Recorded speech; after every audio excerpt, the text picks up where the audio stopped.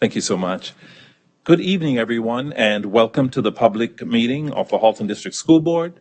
Today's date is November the 15th, 2023. The Board of Trustees had a private session from 6:30 p.m. to 7 p.m. tonight. I would like to welcome our guests joining us this evening. Thank you all for coming. Please be advised that the meeting is being recorded and is being live streamed on hdsb.ca and on the HDSB YouTube channel. We have trustees in person tonight, and joining us in person, we have Trustee Ahmed, Trustee Amos, Trustee Baxter, Trustee Bryden, Trustee Collard, Trustee Daniele, Trustee Gray, Trustee Oliver, Trustee Rocha, Trustee Shuttleworth, and Trustee Zhang. We also have Trustee Sribalan and Trustee Alimjonov. In addition, we have the senior team here in attendance this evening.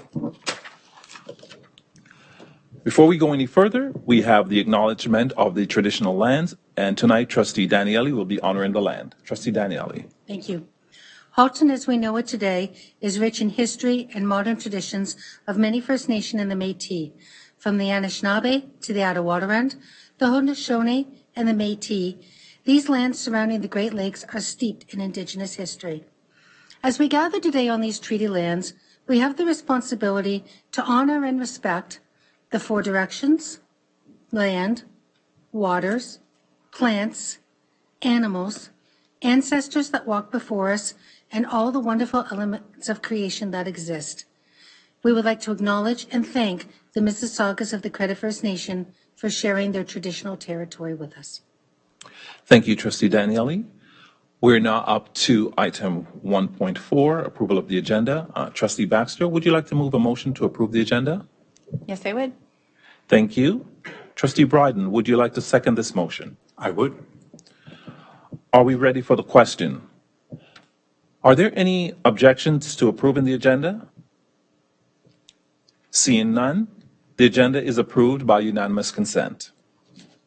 We're now at 1.5, declaration of possible conflict of interest. In relation to our agenda this evening, are there any declarations of possible conflict of interest? Yes.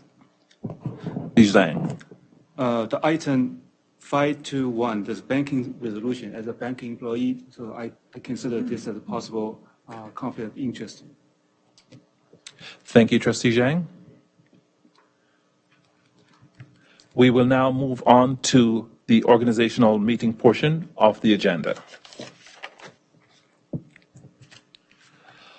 Welcome to the 2023 annual organizational meeting of the Halton District School Board, where the election of chair and vice chair of the board will be conducted. Per the Education Act and the board's policy and governance bylaw, as Director of Education, I will preside over the election of the chair and soon-to-be newly elected chair. The soon-to-be newly elected chair will then preside over the election of the vice chair. I will call upon trustees individually in random order to indicate their interest in the position of chair. Each trustee will be given an opportunity to indicate their interest in the position of chair or to indicate their support for any other trustee. After all trustees have spoken, the trustees who confirm their interest in the position of chair may speak to their interest for up to 3 minutes, in the order in which the interest was expressed.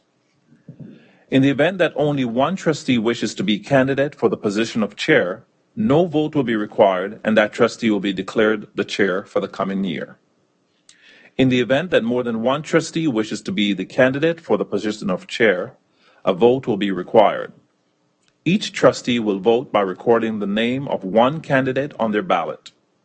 The candidate who received the majority of the votes cast by all trustees present will be declared the chair for the coming year. Please note that the two senior administrators who will act as scrutineers for the election of chair and vice chair are Superintendents Ngoy and Taha. Thank you for volunteering. Election of chair. I'm going to now canvass everyone from, I have all the names in a handy cup, and I'm going to do that one at a time. So I'm going to pull your name and ask you to declare your expression of interest. Trustee Baxter. Not this year, thank you.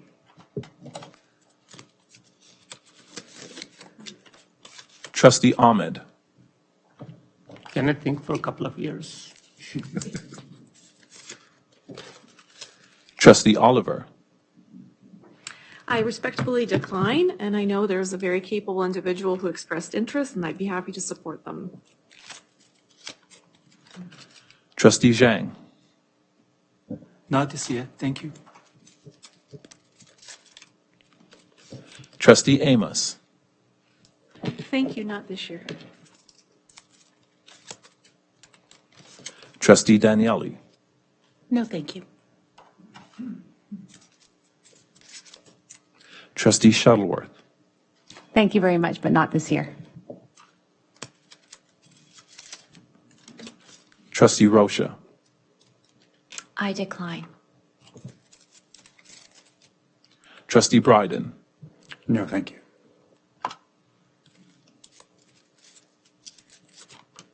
Trustee Collard. Yes, thank you. I would be delighted to run for chair this year. Trustee Gray. No, thank you. All right, thank you. So we have just one candidate who have expressed an interest to be chair for the Halton District School Board for the upcoming year. And as such, we have Trustee Collard who has expressed that interest. And it then is my pleasure to declare that Trustee Collard is the chair of the Halton District School Board, and she's acclaimed. So I ask Trustee Collard to take her position.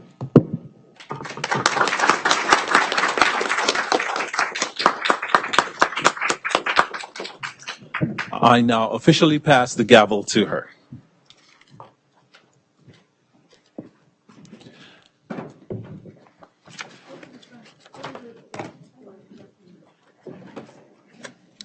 Trustee Collard will take a few minutes to get herself settled in, and then she will present us with her inaugural address.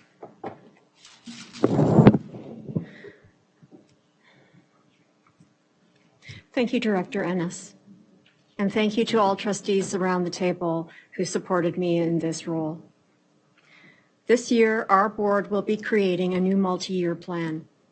We will work closely with staff and our communities to build a plan that's aspirational, flexible, and firmly rooted in foundational elements such as equity, collaboration, accountability, transparency, integrity, and empathy.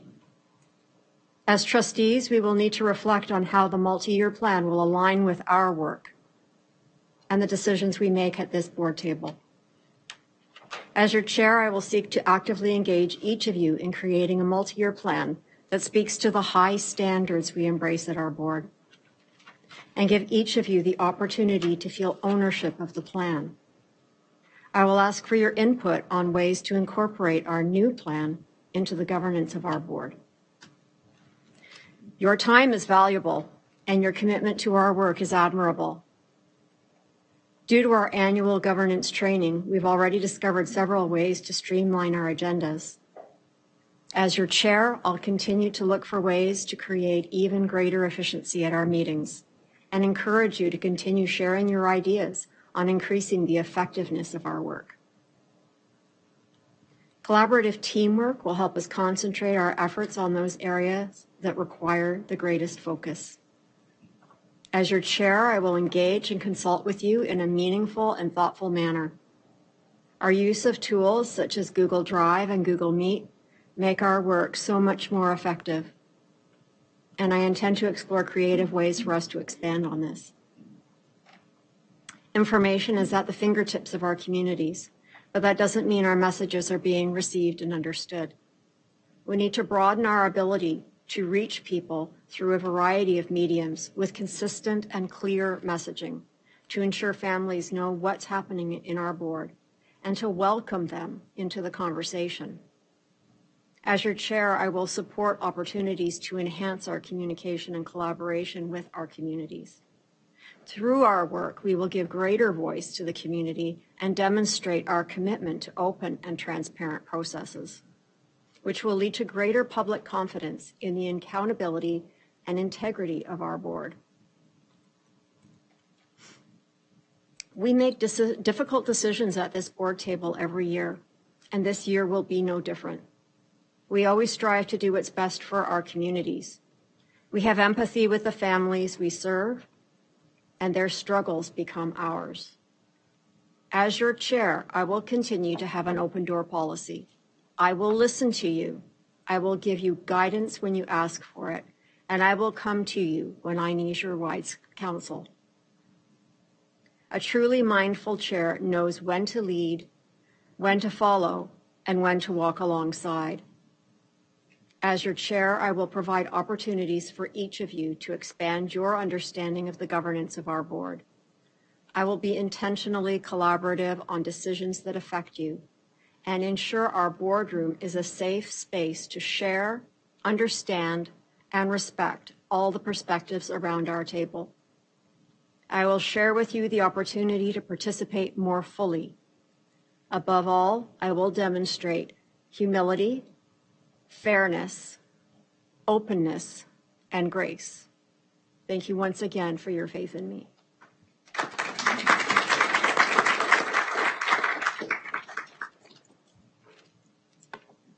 Now we move on to the next exciting point in our agenda, the election of the vice chair. I will be canvassing the trustees for expressions of interest in the position of vice chair of the Halton District School Board, randomly picked from this really gorgeous cup that the director has loaned to me for this purpose. The rules would be the same as for the election of chair. If only one candidate expressed interest, the chair will declare that that trustee is the vice chair of the Halton District School Board and ask the trustee to move to the vice chair spot at the board table. If more than one candidate expresses an interest, there will be ballots distributed and an election will take place.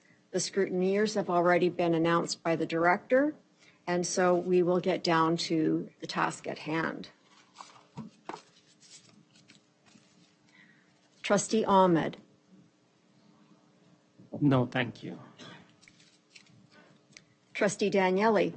No, thank you. Trustee Rocha. I would like to run for vice chair again. Trustee Zhang. No, thank you. Trustee Amos. Not this year, thank you. Trustee Oliver. I am putting my name forward. Thank you. Trustee Gray. No, thank you. Trustee Baxter. Not this year, thank you. I can't run for vice chair, I'm chair. Trustee Bryden. No, thank you. And Trustee Shuttleworth. Not this year, thank you very much. Thank you. So we will be having an election, and I would ask the manager to hand out the ballots. Trustees, the student trustees will also receive ballots, but their ballots will be of a different color so that when the ballots are tallied, they are not amongst the decision-making ballots.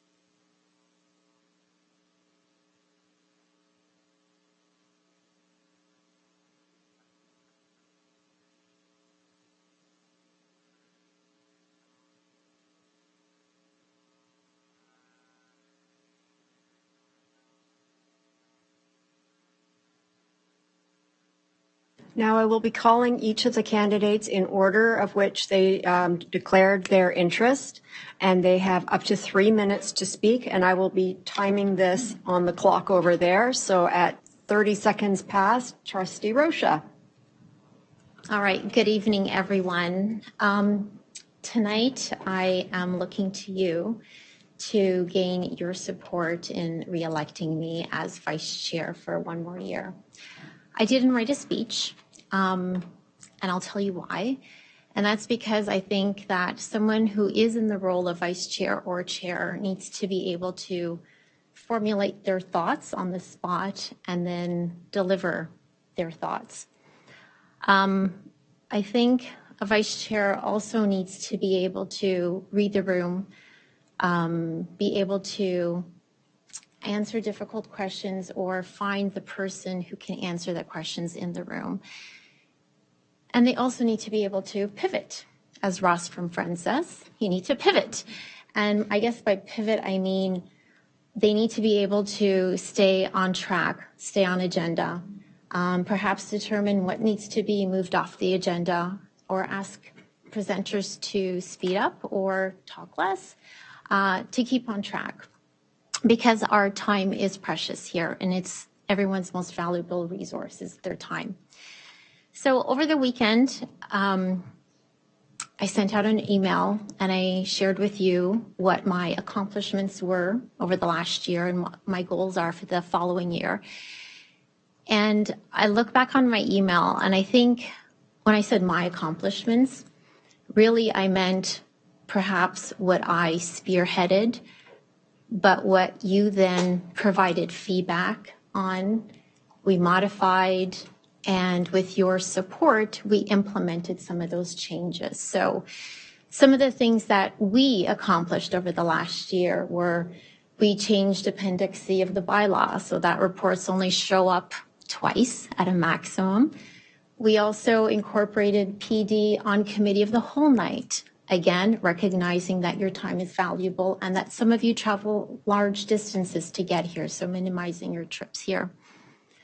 And looking forward, and I say this in a going forward, whether it be with me at the helm or with Trustee Oliver, I think some of our goals can continue to be to question why we do things the way we do and find those efficiencies. And I've already heard from Chair Collard that she's looking for those efficiencies too. And I think that by looking for those efficiencies that we can really concentrate on what it is, what our role as trustee is, and let's do it, especially with the multi-year plan ahead of us. And I think also to what Chair Collard, I got to get used to that, what Chair Collard said, it's always about let's learn, let's do better, and let's focus on student achievement and on a go-forward basis. So in summary, I hope you can look at what my actions have been over the last year and that you would like to see those continued actions in place for the upcoming year. And with that, I want to thank you for your support over the last year, and hopefully I can count on your support tonight so that I can be your vice chair again for one more year. Thank you. Thank you very much, Trustee Rocha. And it's hard to get used to saying the other title the other way around too. So at 30 seconds past, which is 5 seconds from now, you will have your 3 minutes, Trustee Oliver. First, my sincere thanks and gratitude to Trustees Shuttleworth and Rocha for their service this past year. As a third-term trustee, I have enjoyed immensely my role. My greatest sense of pride and fulfillment are derived from my contributions to setting the strategic direction for the HDSB, my service as a student trustee mentor, and my active participation on several program initiatives and program reviews. I feel a great sense of duty to my role, to each student, to the HDSB, and to this Board of Trustees. I believe that now is the right time for me to step up to the role of vice chair and to serve the board in this capacity. With a new chair in place, this is a great opportunity for a fresh start where new perspectives and focused energy can be brought to the boardroom. Boards are most effective when there's strong leadership, diversity, transparency, and teamwork. At the center of this, there must be clear and shared purpose. I possess the skills and personal attributes required for an effective vice chair and an effective sounding board to the chair. I am outcome focused and will work to bring everyone towards a common understanding necessary for good decision making. I am an active listener who can distill key messages from diverse perspectives of the trustees around the table. I possess strong communication skills and organizational style that is conducive to collaborating with others. I'm a big picture thinker with capacity to be unbounded in my thinking. I'm accommodating, empathetic, and can see other people's perspectives. In my professional life, I collaborated with colleagues from across the province, worked on provincial committees, provided advice to the Ministry of Health, and worked on executive of my professional association with 2 years as its president, leading the association through strategic planning. These experiences helped to shape my leadership style and will ensure my success in fulfilling the responsibilities of chair of the Committee of the Whole. This committee affords us the opportunity to do some great work as we move forward the business of the board.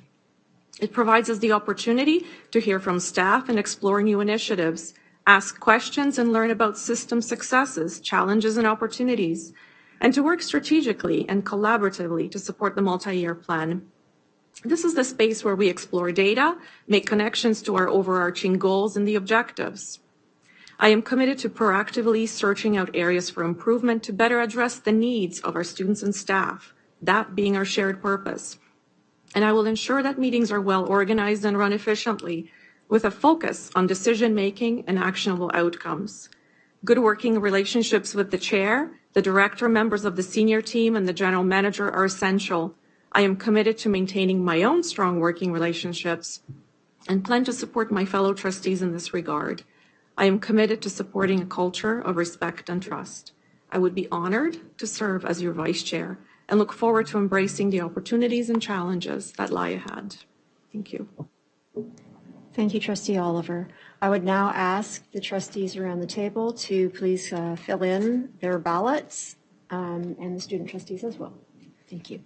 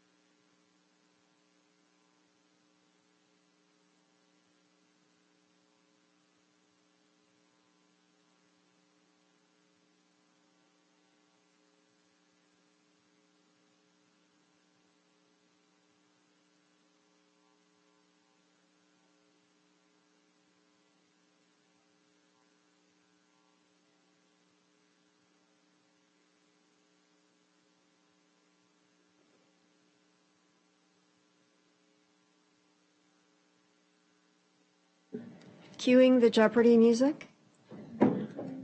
No? Not tonight? Okay. Well, we will have a few minutes to wait for the ballots to be tallied. And in the meantime, I also wanted to take an opportunity to thank previous chair, Margot Shuttleworth, for all of her hard work during the last 2 years. It meant a lot to me that I knew I could call you at any time, and that even if you couldn't answer, you'd get back to me. And I think I took advantage of that. Thanks very much.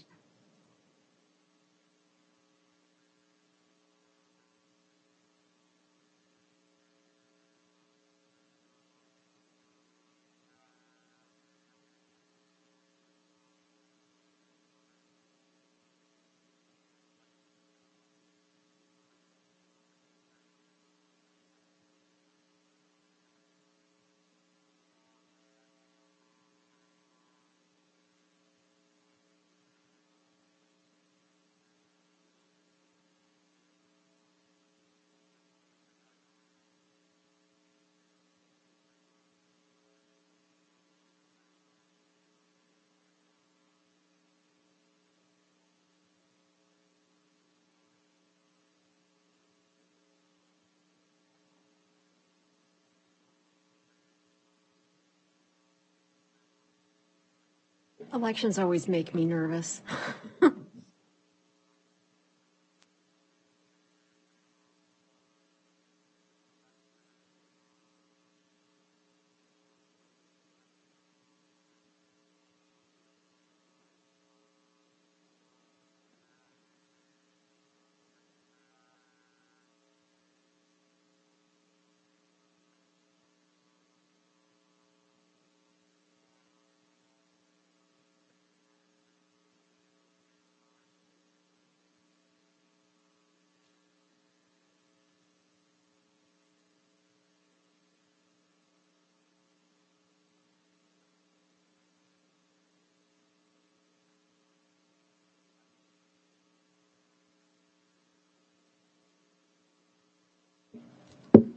It is my honor and privilege to congratulate Trustee Oliver on being our Vice Chair for the 2023-2024 school year.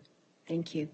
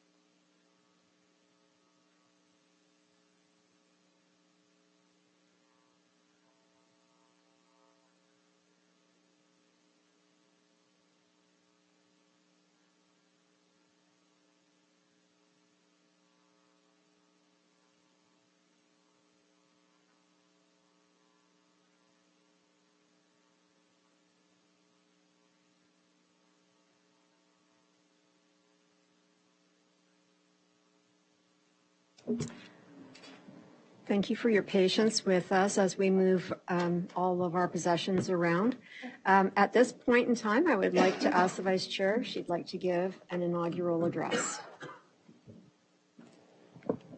I'm just going to once again reiterate my sincere thanks and gratitude to Trustee Shuttleworth for her role as chair in the past year, and to Trustee Rocha as vice chair in the past year.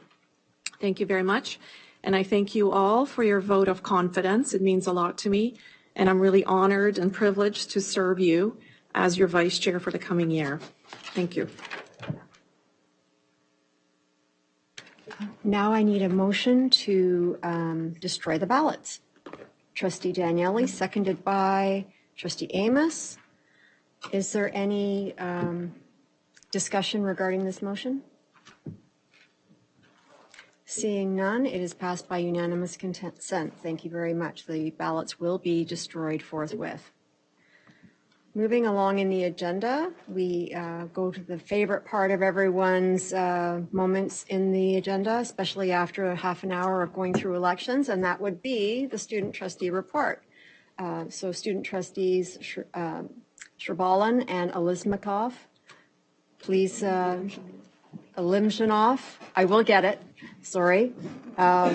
Please proceed. Thank you, Chair Collard. Good evening, trustees, staff, and guests in the gallery, as well as those tuned in online. Trustee Alimjanov and I bring to you yet another exciting student trustee report with major updates within our Student Senate.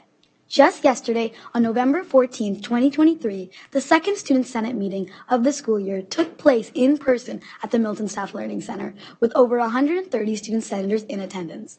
The meeting consisted of updates between student trustees and senators alike on how they're engaging with their student bodies, discussions surrounding how AI should be integrated into classrooms, as well as unanimous passing of the first 4 Senate motions of the school year in order to establish Senate norms, the Senate Executive Council, the Senate Subcommittee co-chairs, and senator representatives on Board, Mental Health, and Environmental Leadership Committees. Trustee Alim Janav and I cannot wait to work with these student changemakers into launching both Senate subcommittees and regional breakout sessions, which all senators have been invited to join based off their multi-year plan of choice, as well as area they reside in. We also have some new developments on the front of the Junior Council. As we mentioned earlier this year, we have established a representative body for the previously unrepresented K-5 and K-6 schools. We have our first gathering coming up in less than a month, so we are busy at work with the planning. Last week, we met with our staff advisor, Kelly Gray, with whom we structured this Junior Council meeting and created many engaging activities for the young students to undertake. More information on the specifics will be coming to parents of the selected students soon. Alongside that, Trustee Alim Janav and I delved deep into researching the role of artificial intelligence plays in K-12 education, and thus we were fortunate enough to speak with PhD student Lee of Western University, whose team is one of the province's leading experts in the beginning of AI staff training at a variety of schools across Ontario. Not only did she educate us on the pre-existing presence of AI within the province's curriculum, she also utilized her research to answer our questions regarding her takes on generative AI's use in school boards, what perspective she believes students should take on the matter of AI to make direct recommendations to our projected plans in developing AI resources within the HDSB, all while providing us her team's educational resources to further our understanding of the evolving subject at hand. Trustee Alim Janav and I are ecstatic to take this learning while continuing to work with Dr. Lee in finding strategies to bring awareness to AI education to students across the board. Moving on, our cooperation with the Halton Learning Foundation is continuing. On Friday, November 10th, Trustee Shrban and I met with the CEO of HLF, Mark Clare, about how the officially board-approved HLF Month fundraising event will take place in April next year. For those not aware, it will in essence be a board-wide fundraiser in all volunteer schools in Halton to support the foundation, as it has for decades been providing financial assistance to students of the HDSB. We discussed how the Student Senate in specific will be supporting these efforts in raising awareness, but more importantly, implementing individual fundraisers within their respective schools. Mark will be working in close cooperation with our Senate regional directors over the next few months to get everything set up. On Tuesday, November 7th, Trustee Alim Janav and I, alongside many trustees and staff present in the room today, attended the Environmental Leadership and Sustainability Committee to give student representation and consultation. Fantastic discussions took place regarding fostering relationships between said committees and the Senate's Environmental Subcommittee, as well as ensuring student voice is at the forefront of environmental discussions, such as the necessity for the presence of student-led eco teams in every school. As previously mentioned, to diversify the committee's student representation, we have chosen 3 representatives from the Senate to sit on this committee alongside their adult counterparts to not only give insight to the students' perspectives in environmental conversations, but also bring back vital learnings back to the Senate so the 2 stakeholder groups can collaborate with one another. They are so passionate about all things sustainability and can't wait to join the committee's next meeting. Huge thanks to Superintendents Goddard and Flahat for including us in these conversations that's consequences will most affect the students of today. The Human Rights Symposium is another event that's coming up. Last week, Trustee Shrban and I had a joint meeting with many senior staff present here today. The final decisions around the structure have been made with, and we worked with the communications team on creating the branding material, and we're currently in the process of selecting, highlighting the word student speakers who will serve on the panel of the symposium being delivered this year exclusively by students. Okay. To close off with a final exciting update through Trustee Gray and the GSB communications team, Jason Missner and Somar Sweetman, Trustee Shrban and I are excited to announce that we will be filming an Inspire Words awareness video in the boardroom in the upcoming week. Big thanks to the entire Inspire Words ad hoc committee for including Trustee Shrban and I in this exciting initiative, and we can't wait for all GSB members to feel inspired to recognize their stellar peers through the Inspire Award nomination. And with that, the Student Trustee Report comes to a close. Thank you very much for your time, and we can't wait to meet everyone back in 2 weeks. Thank you. Thank you very much. Are there any questions? Trustee Daniele. It's not a question, it's a comment. That's some incredibly impressive stuff being done. But I believe that you're being modest because there's a key piece that has been left off. Trustee Shrban, I know that I will be absolutely thrilled along with Trustee Gray to go to Queen's Park on Monday the 26th for Advocacy Day, when you will be representing all of the Ontario Public School students in meetings with the MPPs and possibly the minister that day. So I just wanted trustees to be aware that our own colleague, Trustee Shabalin is the Ontario Public School Board Association, Ontario Student Trustees Association liaison, and I know that you'll be representing us very well there. So I want to congratulate you on that. And I very much look forward to hearing your perspectives when you come back. Trustee Shuttleworth. Thank you. Through you, Chair, to the student trustees. My question really, you kind of cut into it when you talked about the HLF and individual fundraisers. I know that today and yesterday down at MM Robinson, they're having a big food drive in cooperation with the Gift of Giving Back, with which Halton Learning Foundation is one of their beneficiaries. So what I was wondering is, you speak about all the different subcommittees that you have. Do you have an almost philanthropic arm subcommittee for the student trustees or Senate to get involved with charity organization in terms of Halton Learning Foundation and even Gift of Giving Back? We currently don't have a separate established subcommittee for that purpose. We're just using the current system in place, which is the regional directors, which is basically student senators are responsible for representing their specific town or municipality. So Oakville, Burlington, Milton, Halton Hills. Okay, thank you. Thank you. Trustee Gray. Thank you very much, through the chair. I'm excited to hear the work of the Student Senate in collaboration with the Halton Learning Foundation. Just this week, I was able to share a report with the trustees in the room regarding the work of the HLF and how they support our schools and students. And I know that this is such a worthy charitable arm for all of us. And I just want to say, if there's anything that the trustees may be able to help support in that drive during April, if there's any information that we can help disseminate to school councils through our super councils, etc., please reach out and let us know. Thank you. Thank you. Trustee Baxter. Thank you. Through you, Chair Collard. I just had a question about the Junior Council, and if you know, are we or are you pioneers in introducing a Junior Council? And the reason I ask is that I was recently at an OBSPA meeting and had the pleasure to meet a student trustee from another board and shared that this was a new initiative, and he was quite surprised to hear that and didn't seem to think that at least his board and other boards he knew of did not have such an initiative. So I just wondered if you could comment on that, please. Yeah, I can take that one. So we can't take full credit. Our predecessors have done a lot of work into our Senate Constitution, into ensuring that the junior students are represented in the middle schools of our community. However, we have heard from some of our peers at the Ontario Student Trustee Association that elementary students often aren't tapped into with the advocacy work done in student governance. However, we are so excited to announce and finally get this committee organized with our first meeting, and we know that these students will have amazing contributions to our work, and we can't wait to get them brainstorming on all things multi-year plan related. Thank you very much for all these questions and wonderful responses, and congratulations again, Trustee Schrabalin. Up next on our agenda, we have a presentation from Associate Director Salmini on EQAO. It's actually Superintendent Frankovich that's doing the presentation. We will welcome Superintendent Frankovich to deliver this report. Thank you.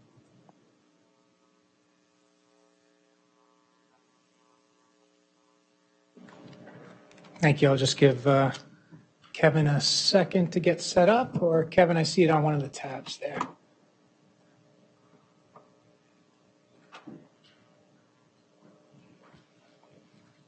Okay, thank you. And through you, Chair, to all trustees, all of us in this room obviously play a significant role in supporting learning and achievement. So I am happy to share these results with the public on our behalf. And as we begin, we'll look first at grade 3 math. And our students scored 69% of our grade 3 students met or exceeded the provincial standards in math. And for us, this represents a 2% increase as compared to the previous year. And in comparison to the province, it exceeds the provincial average by 9%. In grade 6 math, we had 63% of our students who met or exceeded the provincial standard, representing a 4% increase for us compared to last year and exceeds the provincial average by 13%. Some of the actions included in your package, both last year and this year, that lead to our results in student achievement in terms of building teacher capacity and the professional learning that takes place in our system. 35 LRTs in our schools supporting our kindergarten grade 6 students and educators in 59 of our schools. 2 math facilitators this year supporting staff and students in 7 of our identified priority elementary schools, and those schools were identified in consultation with our ministry partners. We had system-wide math learning on our PA Day, and between now and December, we had 8 professional learning sessions to support planning, instruction, and assessment in math. And we're very impressed by the number of administrators who attend our Sunrise series. So first thing in the morning, they're jumping online and learning how to monitor student achievement in their buildings. When we look at our grade 3 results in both reading and writing, we had 81% of our students who exceeded the provincial standard in reading. And for us, that represents a slight decrease of just under 2%. It also exceeds the provincial average by 8%. When we look at our grade 3 students in writing, 74% of our students met or exceeded the provincial standard, represents a small increase as compared to last year, and exceeds the provincial average by 9%. When we look at our grade 6s in reading and writing, we had 90% of our students who met or exceeded the provincial standards for reading, represents a slight decrease as compared to last year, but also at the same time exceeds the provincial average by 6%. And we see something very similar when we look at our grade 6s in writing. We also had 90% who met or exceeded the provincial standard. Represents, once again, a slight decrease of about 1% and continues to exceed the provincial average by 6%. And we look at our support both last year leading to the results we're looking at, and then looking ahead to this year and what we're doing to support those high levels of achievement. Again, as mentioned, we have LRTs supporting 59 of our schools. We have IRTs. We were able to maintain 17 of those this year to support our kindergarten and grade 3 students and educators. Our system-wide learning continuing on PA days, as we did on the October PA Day. And again, the Sunrise series supporting literacy. We have a number of our administrators who are eager to jump online first thing in the morning and join the school program staff in learning about monitoring literacy in their buildings. When we look at our secondary results, the graphic there will show all the departments who contribute to the success in this area. For our grade 9 math scores, we had 69% of our students who met or exceeded the provincial standard in math, and that means we exceeded the provincial average by 15%. And for us, that represents an 8% increase when we look at the prior year. For our OSS-LT, we had 92% of our students who were successful on the Ontario Secondary School Literacy Test, and that exceeds the provincial average by 7%. And for us, that means a slight increase of 3% as compared to the previous year. EQAO always puts out questionnaires to both students and teachers. And so pulling one of the statements for the student questionnaire, different cultures are included in the materials used in my classroom. We noticed almost 16% increase for students who were surveyed in grade 9 math, who strongly or somewhat agree as compared to the previous year. And we know that when they see themselves in their learning, that is going to contribute to positive gains in student achievement. The same statement for our OSS-LT student questionnaire. Again, different cultures are included in the materials used in my classroom. We saw over 18% increase in students who strongly or somewhat agree as compared to the previous year. Looking at the teacher questionnaire, and this one I know our secondary folks are quite proud of. In the past 2 years, have you participated in professional development activities related to de-streaming, grade 9 mathematics? and we had over 18% more HDSB teachers reporting yes, a great deal, than the teacher responses from across the province. And then we look at our actions this year, the work of our 18 instructional partners.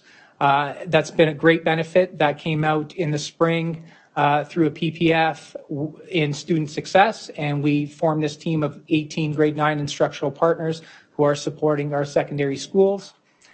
We have system-wide learning, as we did this week during Family of Schools meetings and on our PA days. And again, we have ongoing learning, not only at Family of Schools, but during our staff meetings in schools and reaching out through our IPL requests through the school programs department. So that concludes the snapshot of our results. But I want to acknowledge the work not only of everyone in this room, but from our academic department partners as well as corporate, because there's a role for information technology, human resources, business services in supporting the work so that we can see those continued gains in learning and achievement. And so at this time, happy to take any questions or comments that you have in terms of the data we shared and how we can look at data differently as we move forward. Thank you. That was an excellent presentation. We do have a speakers list, and I will take it over to Trustee Shuttleworth. Thank you very much. Through you, Chair, to Superintendent Frankovich. I was just wondering, how do they determine students who opt out of the EQAO? Like how, with our number of students, with students who have IEPs or identified needs, how do they determine, and do we have an idea of how many students within our board opt out? That actual question went to Dr. Bishiglia earlier today because it did come out at FOS meeting. So I will take that back. I haven't had a chance to connect with Dr. Bishiglia today, but that is one that she can definitely pull for us. Thank you very much. Thank you. Moving on to Trustee Bryden. Thank you. We had a wonderful presentation from EQAO leadership last spring. And one of the things they pointed out was their dashboard. And when you go on that dashboard, you can get some of this data that contextualizes the results and trends over time and against the provincial average. So then you're comparing change to change. And I find that a lot more helpful in taking account of factors like socioeconomic status that influence what you're seeing in these kind of pass rates. And so I'll just highlight a couple of those. Almost across the board, HDSB looks good. We've got, grade 3, grade 6, reading, writing, math, grade 9 math, OSSLT. Virtually the only one where I can pull out a negative result is grade 3 reading, where we had a small decrease in our share meeting the provincial standard of about -2%, and the province was at -0.6%. That's the only piece of bad news, and everything else is solid. Even when you look at the OSSLT, where we had a 3% gain, the province also had a 3% gain. We're on par, and that's better than par because there's less room for improvement as we're closer to 100% already. And in grade 9 math, that point that you made, I think this needs to be underscored, that our share meeting the provincial standard jumped by 8% year over year, and the provinces went up by 1%. So that shows that HDSB has done a remarkable amount of work to help our students bounce back from the pandemic and make sure that they're achieving in math particularly. So to all of the teachers out there, to all of the staff who are shaping that, thank you so much. Thank you very much, Trustee Bryden. Our next speaker is Trustee Amos. Thank you. I'd like to echo Trustee Bryden's comments about thank you to everyone involved for helping our students to exceed so well. I mean, I am so proud of this board. We are consistently above the provincial standard, and we do that at the cost of having less funds than most other boards do in the province. And I hope that we can continue that with the trend of our lower costs. But my question is, are we still tracking cohorts or did COVID get in the way with the EQAO and not having it so that we could see the growth from grades 3 to 6 to 9? Through you, Chair, to Trustee Amos, and also in line with what Trustee Bryden was saying, because of a significant change to the assessment, so we cannot go back pre-pandemic, but moving forward, definitely we'll be looking at those trends when we follow the cohort from 3 to 6 to 9. And also, I failed to point out work we were doing around street data. Trustee Bryden earlier mentioned around SES data and tracking that, and our work with street data. And if any of you need a copy of the book, happy to provide that for you, has really helped in terms of monitoring student achievement at the school level and really zeroing in on those individual students and what they need. Well, thank you, and thank you for continuing to make sure that our students are succeeding as well as they do. Thank you. Thank you very much, Trustee Amos. And our next speaker is Trustee Zhang. Thank you, through Chair, to Superintendent Frankovich. So my question is also about the data. So this shows 2 years. Is it possible so we can trace back, like, for example, the 5 to 10 years? So I just heard we don't have the pre-COVID those data. So I'm thinking because EQAO, they have the official report. So is it possible we can trace those data? The reason is we need to see what is the impact. Like, for example, the COVID is a very difficult for a lot of students and their families. So we can see the decrease of the grades. If we see the challenges for students, so in the future, we don't know. We don't want the COVID come back or any pandemic. No. But we need to prevent if there's anything happen, and how we can provide better education. For example, the remote education. So we know there's some challenge for teachers, for both teachers and students. If the remote education is not performed very well, so we can see that from the report, and we can compare with the previous 5 to 10 years and compare to 2 years during the COVID year, and then we can compare to see if current year is fully recovered or not. So these data actually it makes sense for us. Also, we can compare those data with the Ontario the average, like because these years with the federal immigration policy change, so we can see surrounding the GTA, the family structure changed, and a lot of new immigrants come to Canada. So this also will affect the grades. So all these data, different aspects, we can put data together and do a data analysis. And in the future, we can anticipate what we should allocate more resource for the families and the new students, for example, the new immigrants. Thank you. Through you, Chair, to Trustee Zhang.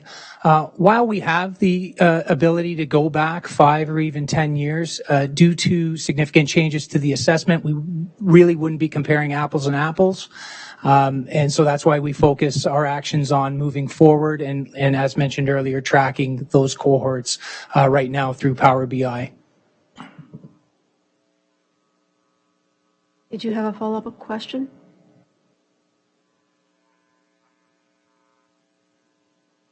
Thank you. Moving on to Student Trustee Sherballen. Thank you, and through the chair to Superintendent Frankovich. I just have a question regarding the data and how this data is being translated to students, because in my conversations with them, I know with the changes to EQAO assessments with de-streaming has really had a lot of students frightened, and I know Trustee Alimjanov and I do reassure them, but I think this data would really be powerful in knowing the training that teachers are doing and the resources available to them, and I'm just wondering if there are any plans or allocations for this data to be translated in the hands of students. Thank you. Through you, Chair, to Student Trustee Sherballen. That is an excellent question, and it is something I'll make note of for our instructional partners. So our instructional partners, those 18 staff members who are supporting the work in our secondary schools around de-streaming, that would be an excellent piece for them to highlight. Thank you very much, Trustee Sherballen. Our next speaker is Trustee Rocha. And I made a boo-boo on this thing, but you get your full 3 minutes, don't worry. No worries, I won't take 3 minutes. So through you, Chair, question regarding scores and how Halton has really great scores. So kudos to all the staff out there. My question pertains more to the connection between high, let's say, math scores, especially perhaps in affluent areas where a lot of families do enroll their students in extracurriculars such as Kumon, Spirit of Math, that type of thing. So do we have any data that perhaps shows which schools are getting higher scores and perhaps tying that into any social economic status of the neighborhoods they live in? Through you, Chair, to Trustee Rocha. That is a good point. However, math is the one area where not only in our board, but provincially, we need to see those scores increase. We've been working closely, and I will share at a future board meeting our math plan that we submitted today to the ministry, specifically around how we're monitoring students and our actions, not only in the classroom level, but at the administrator level, and for all of us in the boardroom as well. Dr. Bishiglia would be a great resource, so I will make note of that to bring back as well, to look at our highest performing schools in math and to see what it is that's being done differently in those areas. As you mentioned, some of the work being done outside of the school day, families seeking out those opportunities on their own. So thank you for that. Thank you very much, Trustee Rocha. Our next speaker is Trustee Baxter. Thank you. Through the chair. Thank you for presenting all of the data and specifically showing us some of the PD that staff have been undertaking. I appreciate that sort of added element of the report this year. I just had a question actually on this final slide about the pedagogical approaches that are being implemented, one of them being asset-based assessment. And if you could give us sort of an example for those of us who are not educators, one of them is to embed an anti-colonial approach to assessment and evaluation to make grading more equitable. And I was just wondering what the definition of equity is with respect to grading in math, and if there's any examples you could give of what the previous practice was versus what is the more current practice, specifically for math, because it's at secondary level, and I'm just thinking about, these grades are used for university admissions and that kind of thing. Thank you. Through you, Chair, to Trustee Baxter. So one thing in that area that we'd look at is our work around grading for growth and the feedback that's given to students, as opposed to throwing a grade on everything and moving on. We're looking at the importance of that feedback for continued growth in our monitoring of individual students. Thank you. Thank you very much, Trustee Baxter. I see no further speaker. Oh, there is Vice Chair Oliver. Thank you very much for this presentation. You spoke a lot about the different professional development activities that all staff engage in, and I'm wondering if there's a plan to evaluate or just ask for their feedback about what they believe has especially, I guess, contributed to the improvements that they're seeing in scores, or the particular initiatives that are particularly successful, I guess.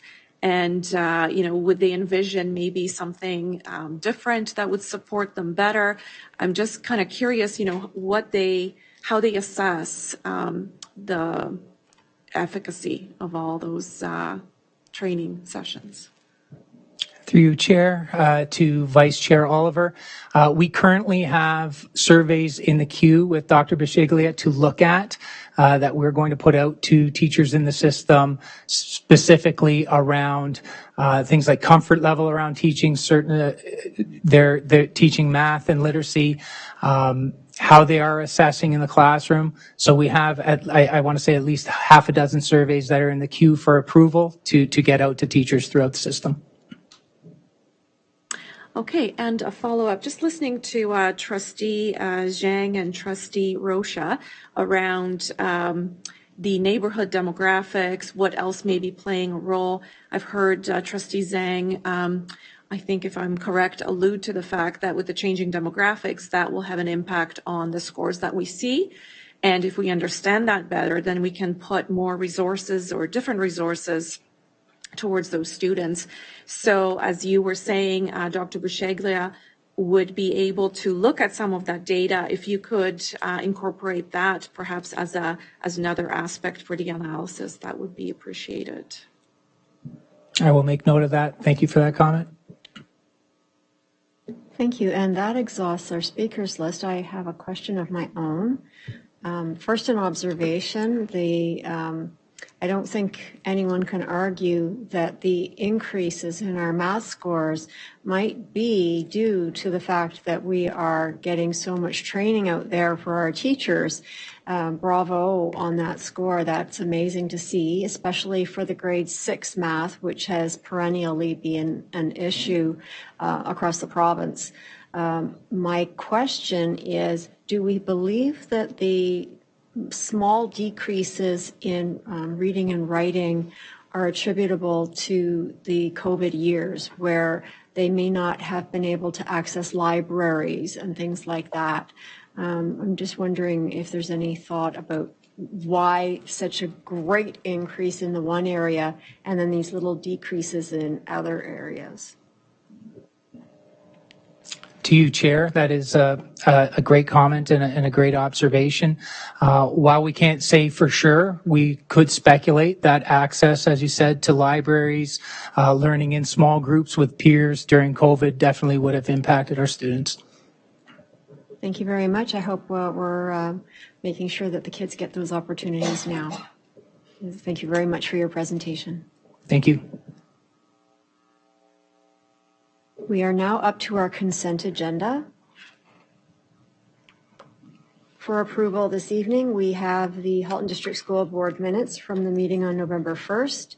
And for receipt, we have the order paper, we have AP updates, approved minutes of Committee of the Whole from October the 11th, Capital Interim Financial Update, Report 23165, Summary of Trustee Expenses 2022 to 2023, Report 23170, Summary of School-Generated Funds, Report 23171, Annual Statement of Education Development Charges, Report 23172, and the Quarterly Capital Update Report 23178. I will read the motion. Be it resolved that the HDSB approve the consent agenda and receive the information items for November 15, 2023. Trustee Ahmed, would you like to make a motion to approve the consent agenda? I move the motion. Trustee Amos, would you second this motion? Yes, I would. Thank you. Are there any items that need to be pulled for discussion?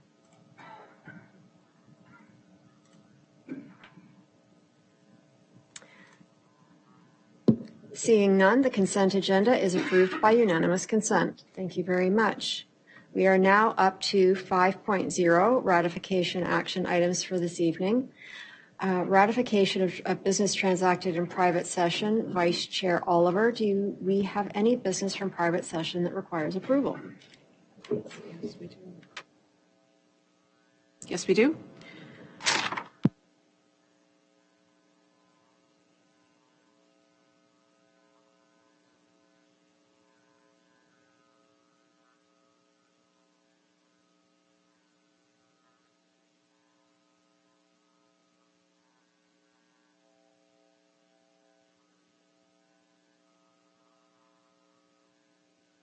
Pardon, this is my first time. I'm just looking for the wording.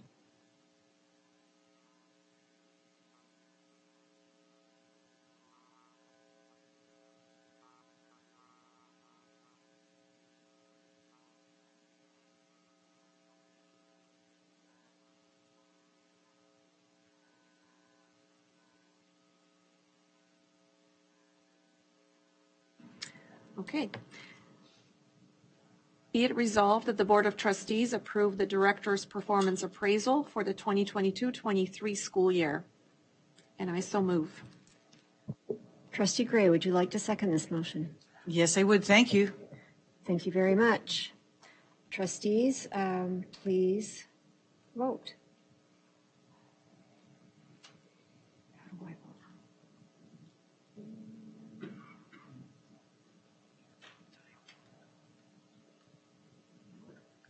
Oh, sorry.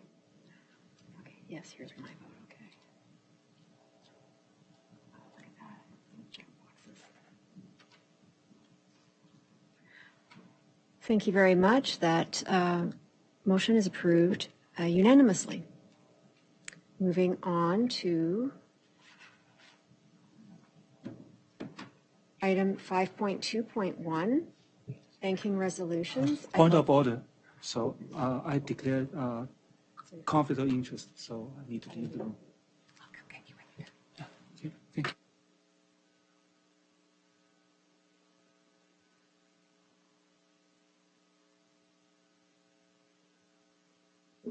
While Superintendent Ngoy is getting set up, I will read the motion.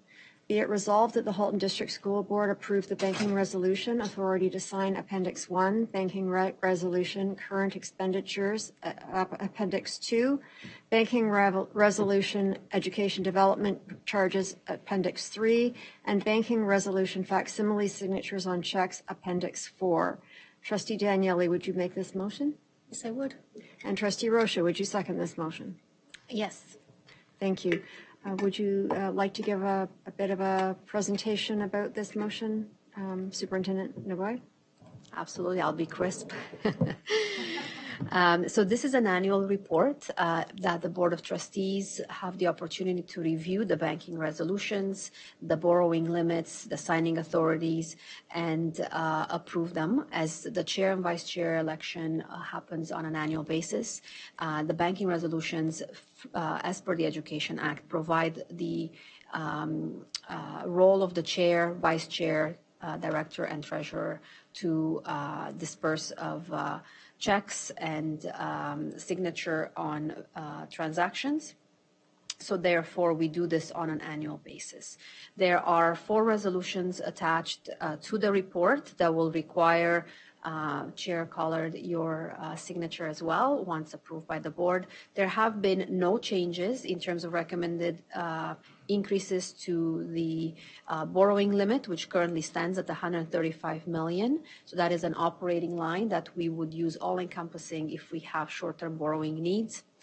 There's no changes to authority to sign, as well as the Appendix 2, the current resolution, and the current expenditures, and Appendix 3 for education development charges expenditures allow the resolution for short-term borrowing to meet financial obligations as it pertains to operating expenses and site purchases through education development charges. And the last one, it relates to the use of signature stamps on checks. However, all checks over 50,000 requires an original signature, which has to be in accordance with authority to sign. Be happy to take any questions. Thank you. Are there any questions for Superintendent Ngoy on this motion? Seeing none, please cast your votes.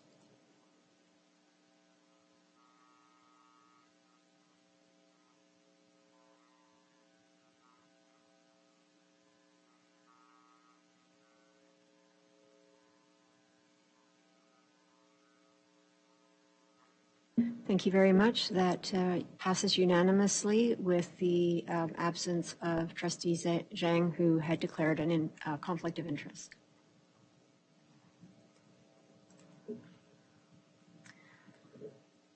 Our next item is also for Superintendent Ngoy. It is the 2022-2023 Financial Statements and Accumulated Surplus Report 23169. And 2022-2023 financial statements presentation to the board.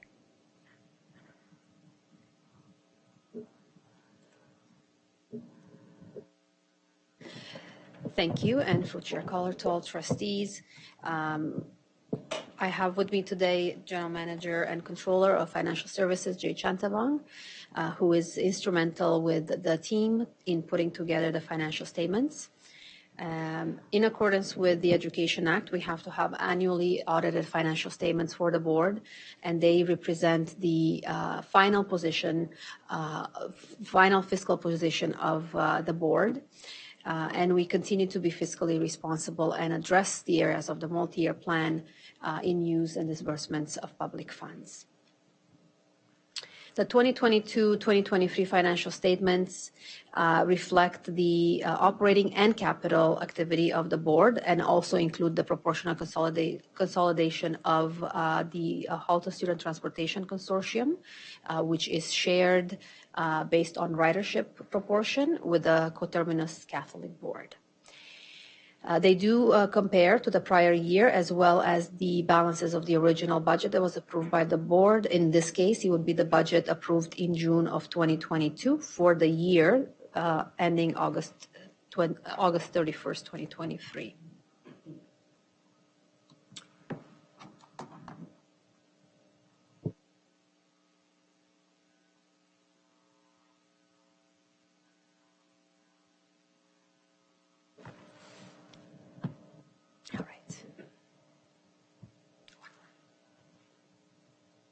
Okay. And here I thought the mouse was moving it. So the financial statements that stand before you and they're attached in Appendix B to the report are presented as required under the Education Act, as well as in accordance with the Public Sector Accounting Standards, the Financial Administration Act, and the Ontario regulation with regards to accounting policies and practices for public entities. There are a couple of outline responsibilities in the statements. Management's responsibility is to prepare the financial statements and the notes in accordance with the accounting policies that are listed in Note 1 of the financial statements, as well as to provide for internal controls over financial reporting that are adequate and free from material misstatements, and to provide access to all records to the external auditors. The external auditor's responsibility is to audit our financial statements and express an opinion as to whether or not they are following the accounting standards, and they use the Canadian Generally Accepted Auditing Standards in order to conduct their work. It's important to note that Deloitte, who's our Western auditor, has provided a clean audit opinion that states that our financial statements are prepared in all material respects in accordance with the basis of accounting described in Note 1 and are free from financial misstatements. There are 4 statements, consolidated statements included in the Appendix B. The first one is a statement of financial position, or the balance sheet, which outlines the assets, liabilities, and surplus position of the board. A couple of highlights over the next couple of slides. I'm not going to go through all of them, but I will mention that we do have a much higher cash balance compared to the prior year as a result of the grant payments, short-term financing for capital projects, and site transactions. There is a new category called other deposits, which represents funds held in trust for a land transaction that has completed in September, but that was in place as of August 31st. In terms of assets held for sale, there are none for the current year, but they do show the prior year, they reflect the prior year amount for the sale of the former Robert Bateman High School. On the next slide, we're looking at the liability sides, and a couple of items noteworthy are the accounts payable and accrued liabilities, which are higher mainly as a result of the labor provisions that we have to account for as the labor negotiations on the central table are unfolding. And the tangible capital assets, asset retirement obligation, and accumulated surplus balances have been restated as a result of the implementation of the new accounting standard around asset retirement obligations. And that creates a large liability for the board, which is then adjusted every year for inflation. In this case, there's a few years of inflation that amount to 14%, and it's being decreased, for example, when there's abatement work completed through the year. In terms of the second statement, the statement of consolidated statement of operations, or the income statement, it outlines the revenues received, expenses of the board, and the annual surplus or deficit position. And compared to the prior year and the budget, there has been an increase in enrollment as well as additional grants identified through the year. So there's been an increase in revenues as well as an offsetting increase in expenses. Investment income has increased significantly as a result of a number of interest rate hikes through the period and the higher cash balances that we've mentioned. I think it's worth mentioning that the provincial cash management strategy continues to have a delayed grant payment for our board because we have an accumulated surplus position.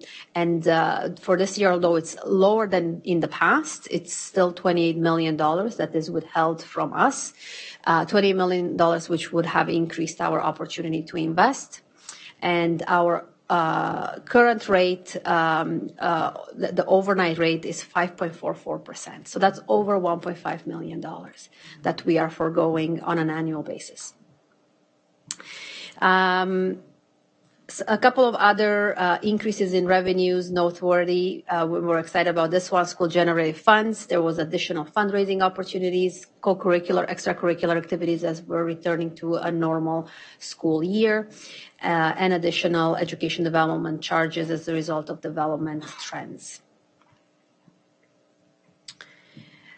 Two other consolidated statements include the statement of cash flow outlining the use of cash in regards to operating capital and financing activities, and the consolidated statement of net debt, which focuses on the transactions around the non-financial assets, in particular the tangible capital assets acquisition and disposition through the year. There are a number of no disclosures which provide a lot more detail for the users of financial statements. There's 29 of them. I'm not going to go through all of them, but I will note a couple of things.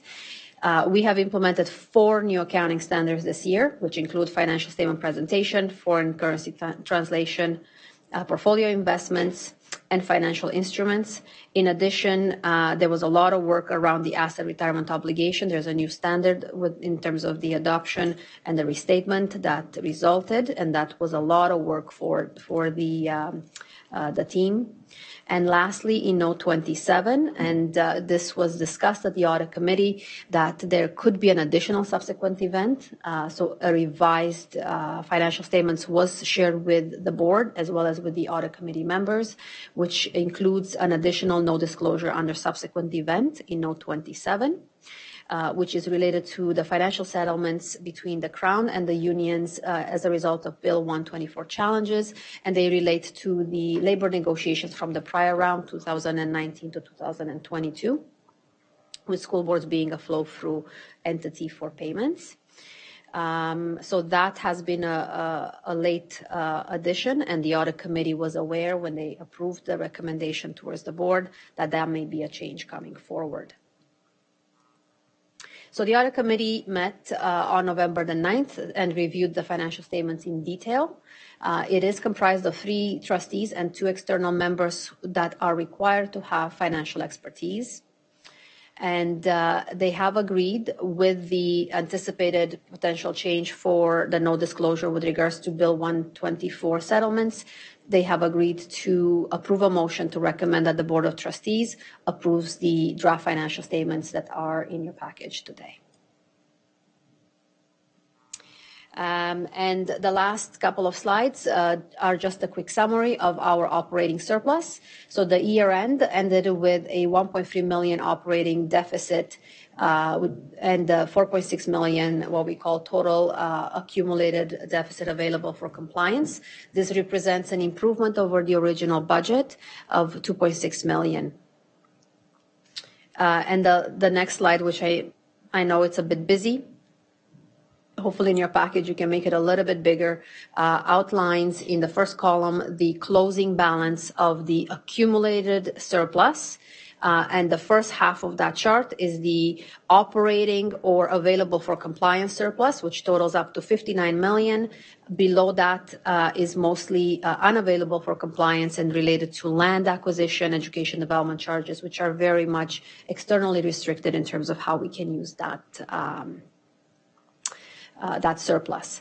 There are no transfers that are recommended to the board this year, only drawdown of the non-designated and internally restricted surplus in order to address the in-year deficit of a total of 4.6 million that we've incurred, and that has been approved by the Board of Trustees in the budget in order to support the multi-year plan. So the recommendations in the report refer to, as I mentioned, the in-year deficit of 1.3 million, the drawdown of the further 3.8 million from internally restricted, as well as the approval of the financial statements, the audited financial statements in your package. Once the board approves the financial statements, we will be posting them on the website and sending them to the ministry. And I do have a folder with some forms that I need the chair and the director's signature on at the end of this evening. And with that, I would like to really thank my team for the unbelievable amount of work that these statements took and the additional standards that we had to implement in a very short amount of time. And I know some of them are also online, so we couldn't have done it without them. And we're happy to take any questions. Thank you. Thank you for this presentation. I know how much work it is that you do in order to produce this year after year after year, and don't think it goes unnoticed, because we do notice it. A tremendous job done. I'm going to put the motions on the floor. Be it resolved that the Halton District School Board authorized the 2022-2023 year-end deficit of $1,337,502 to be drawn from the accumulated surplus category for non-designated surplus. Be it resolved that the Halton District School Board authorized the drawdown of $3,844,804 from various categories of accumulated surplus internally restricted for future use as outlined in Appendix A. Be it resolved that the Halton District School Board approve the audited financial statements for the fiscal year ended August 31, 2023. Trustee Daniele, would you like to make this motion? Thank you. Yes, I would. Trustee Rocha, would you second this motion? I would. I see we have a speaker on the speakers list. Trustee Amos. Thank you. And thank you for pulling all this together and showing us where we are at the moment. The fact that we're in a deficit is definitely not a good thing. But I do just need a clarification. On page 7, it says the GICs are composed of 3 tranches. Is that a spelling mistake, or what's a tranche? Sorry, 3 tranches. We have 3 separate GICs for 6.25%, and they have different maturity timelines. So they are locked in for longer periods of time, whereas the rest of the cash balance is in the overnight account. So it's called a laddered GIC structure in terms of an investment. So tranche is a real word? Tranches. Thank you. Pour ceux qui étudient son français, tranche veut dire slice in English, but it is usable in English as well. Thank you. I learned something. Okay, so a little bit of showing off over there in the corner. Next on the speakers list is Trustee Shuttleworth. Hi, thank you. Through you, Chair. So Superintendent Nagoy, it's a question I think I ask almost every time this comes up. The year-end deficit of $1.337 million, is that a compliant budget? So the year-end deficit position is 4.6. It's just made up of the 1.3 million in the top line, the non-designated funds, which are our cushion for financial due diligence, and the balance being in the total internally restricted for future use, less the capital projects that are being pulled out of there for compliance. So 4.6 million is about 0.6 of our provincial allocation, 0.6%. And we are compliant up to 1%. So yes, we are compliant. We are below budget where we expect it to be around 7.2 million. And that's as a result of increased interest revenue and some increase in enrollment through the year. All right, thank you very much. Thank you. Moving on to Trustee Gray. Thank you very much through the chair. I'd like to focus on slide number 9, if we could. Second bullet down, and it talks about the provincial grants, the GSNs, having increased as a result of enrollment growth and labor provisions. Is it fair to say, though, that although they increased, the GSN still does not cover the real costs of educating students in the Halton District School Board? In other words, the amount that we get, still we are borrowing from other areas and not really receiving that we really need to support students. And thank you. And for the chair, to Trustee Gray, that is correct. The GSN has increased with enrollment and labor provisions. However, it has not kept up with costs, unfortunately, and it has not kept up with the enhanced statutory benefits, CPP and EI, that the employer has to pay. And those are becoming a burden on our ability to continue to support students in the classroom. Thank you very much. I'm sure that the members of our Fix the Finances Committee will duly note that statement. Thank you so much. Thank you. Seeing that there are no further questions, I will ask you to cast your votes.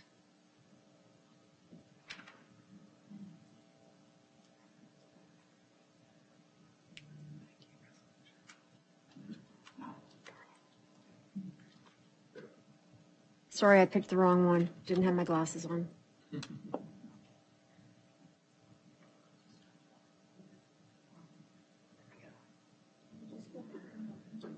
Yeah.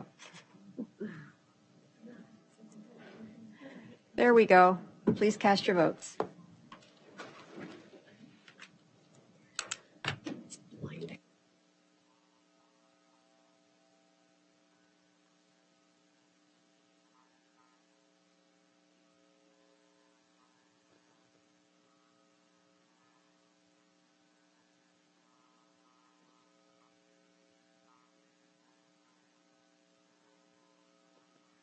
Trustee Bryden, did you wish to vote on this?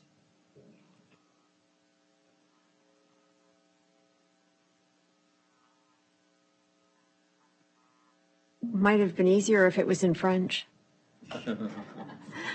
Okay, the voting is now complete, and that vote passes unanimously. Thank you very much. Our next item is 5.2.3. Student use of guide dogs, service and service animals policy, and I'd like to invite Superintendent Ruddock to the presentation desk.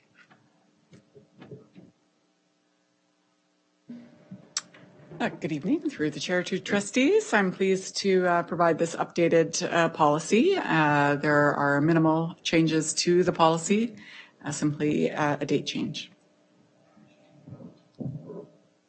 Thank you very much, Superintendent Ruddock. I will read the motion. Be it resolved that the Board of Trustees adopt the student use of guide dogs, and service animals, and that all prior versions be revoked. Are there any questions?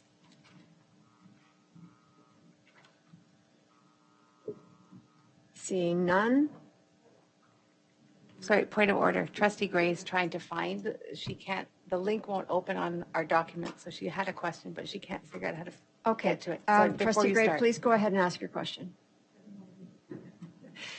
Pardon me, through the chair. I did have a question, and it's, I think, a line in the middle of this document, which I cannot open at this time as the link does not work, but it seemed to be a misplaced statement about parents not being,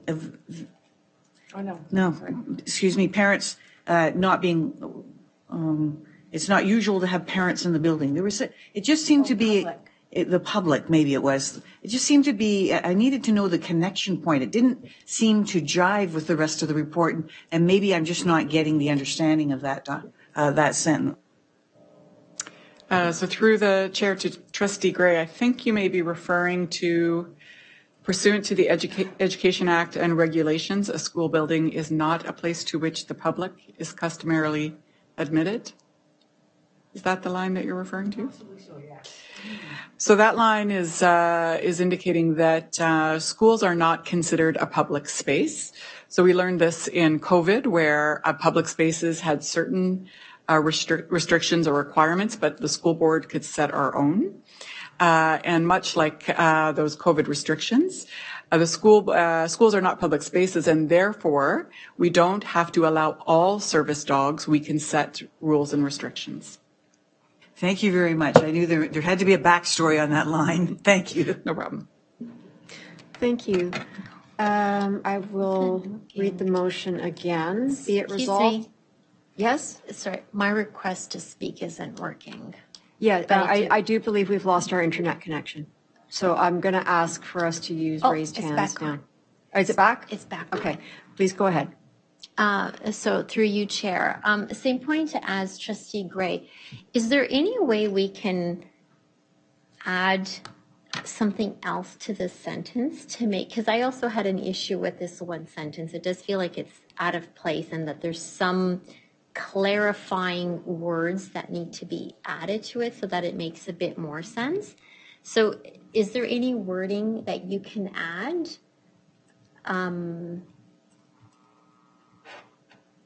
Just so that it makes more sense, because I struggled with this one line as well. Would you consider something to the effect that I said to Trustee Gray around, as such, the school board can set rules and restrictions on the access of service animals? Yes. Okay, I will do that. Through the chair, I think part of the struggle is the fact that the school being designated as a non-public space just doesn't feel right to what we believe and how we've operated, but is in fact true. So I think we can work on softening that.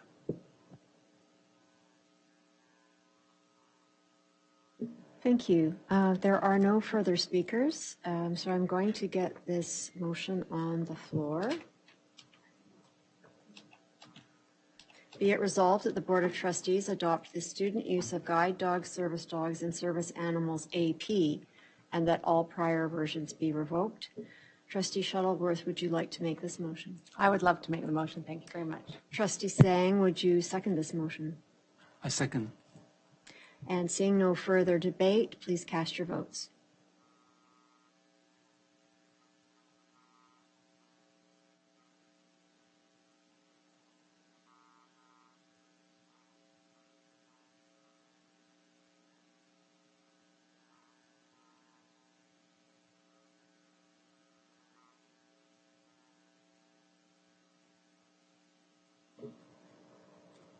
Thank you, and that passes unanimously with Trustee Daniele not being in the room for this vote. We will move on to Student Trustee Policy and Governance Procedure, and I will ask Vice Chair Oliver to speak to this report, please. Thank you, through you, Chair. Trustees, you would have seen both the Student Trustee Policy and the Governance Procedure at the most recent Committee of the Whole, where we reviewed the revisions that were made. Both documents were revised and updated with some minor wording changes and in alignment with the Policy and Procedure Framework policy.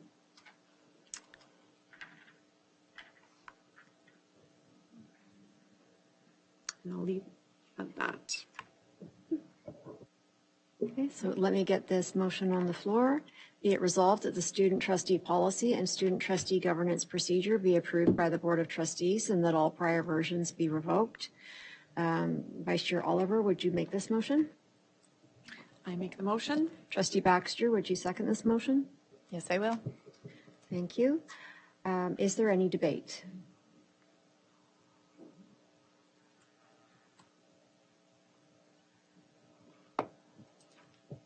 Seeing none.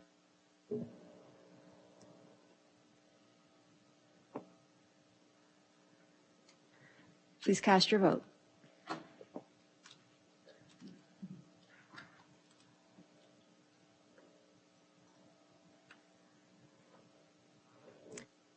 That passes unanimously. Thank you very much. At this point, I'll pass the gavel to Vice Chair Oliver as I have the next report.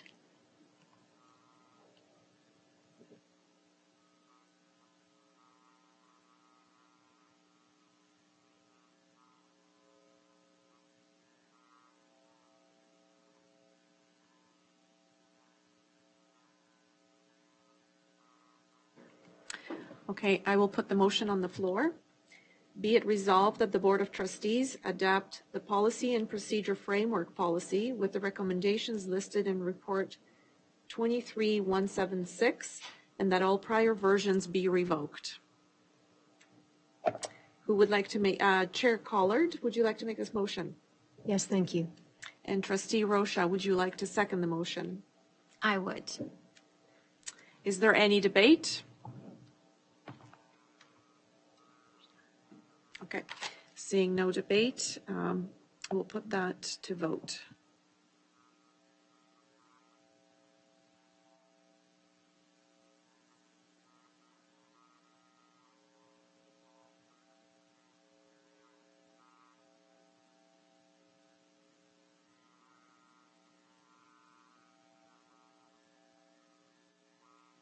And I'll pass the gavel back to Chair Collard.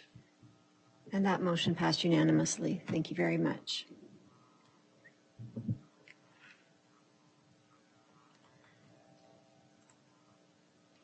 We have no deferred items for action this evening, and so we are now up to 6.0, communication to the board. And I'm wondering if perhaps we want to take a short break at this point. It looks like there are a lot of information items, and I'm wondering if people would like a break now or if we can make it through. Now? Okay, thank you. We will take a 5-minute break. I'll make it 7 minutes, and please be back by 8:45.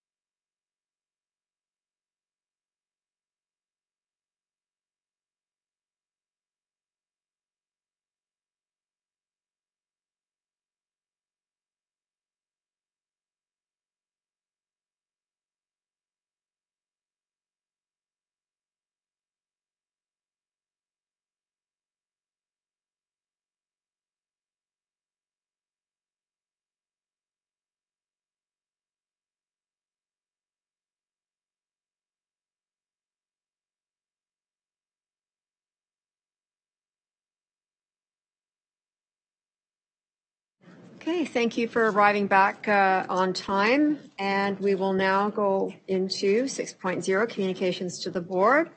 For information on November 1st, we have the operational plan 2022-2023 school year, and that report will be delivered by Associate Director Salmini.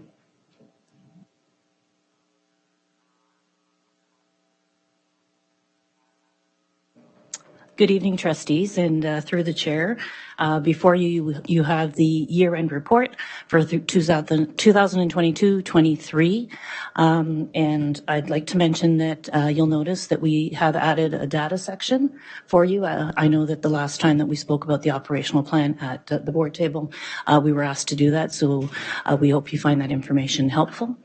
We're going to be conducting the Have Your Say survey again in the spring for those that are wondering what we'll be doing this year. So that is a piece. We'd like to thank all of our staff, our students, our families for their work in helping us to move forward the goals in both our multi-year plan and our operational plan. And I'd like to thank the Board of Trustees for their ongoing support of our work. And I'd be pleased to answer any questions that you may have. Okay, looking to the speakers list. And we'll go to Trustee Gray. Thank you very much through the chair. I really enjoyed reading this report. The level of depth and information provided here is very inspiring.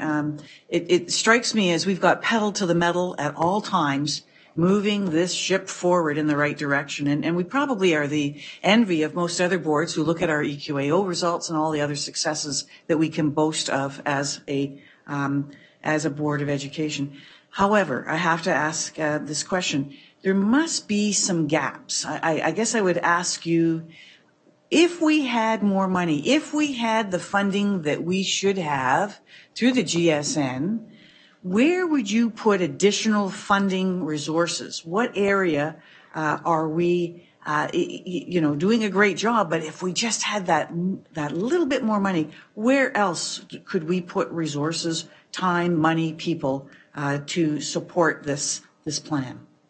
Thank you for the question. Through the chair to Trustee Gray, I think that my colleagues around the room would all probably have, different opinions based on their departments.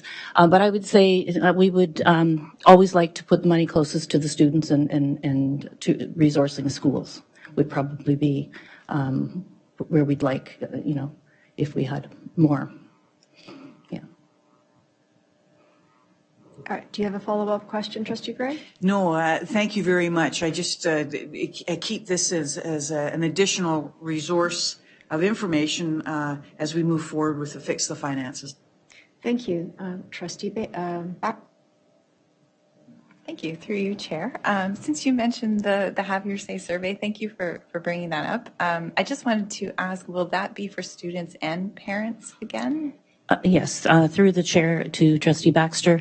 It's typically for students, parents, and staff. The parents traditionally have responded for students in grade 1 to 3, but grades 4 to 12, students have responded on their own. Just a follow-up. Would there be any consideration of having one directed more specifically at parents as opposed to parents completing it on behalf of their students? And then just one, quick secondary. Would you be open to trustees contributing some ideas around some of the questions that maybe could be asked on those surveys if they haven't already been settled? Certainly, I can take that back to the research department to see what planning is in the works and bring those suggestions and requests to the team. Thank you very much, Trustee Baxter. And now we will go to Trustee Rocha.